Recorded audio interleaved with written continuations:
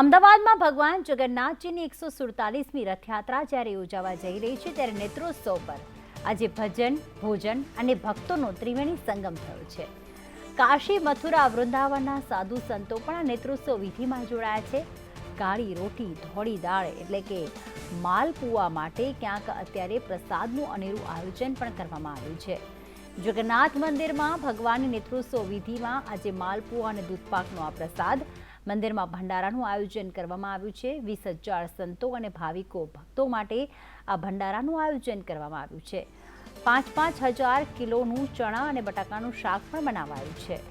3,000 kilo અને જે શાક બનાવવામાં આવ્યું છે તે 5,000 કિલોનું બનાવવામાં આવ્યું છે। 3,000 કિલો ભજીયા ભંડારા માટે તૈયાર કરાયા છે।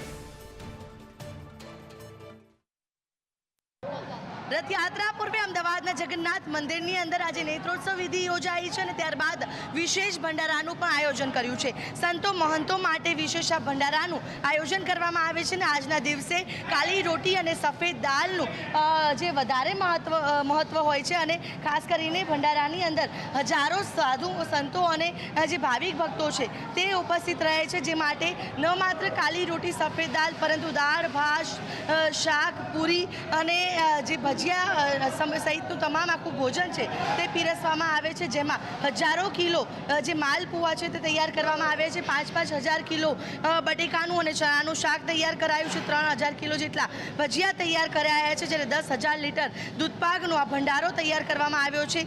કઢી પણ જે વિશેષ તૈયાર કરવામાં આવી છે અને જે માલપુઆ છે કે જે આજના દિવસે જેની પ્રસાદીનું ખૂબ વધારે મહત્વ રહેલું છે, તે કાળી રોટી અને સફેદ દાળ કે જેની પ્રસાદી લેવા માટે લોકો દૂર દૂરથી આવતા હોય છે અને આજે 20,000થી પણ વધુ સંતો, મહંતો અને ભાવિક ભક્તો આ ભંડારાનો લહાવો લેશે।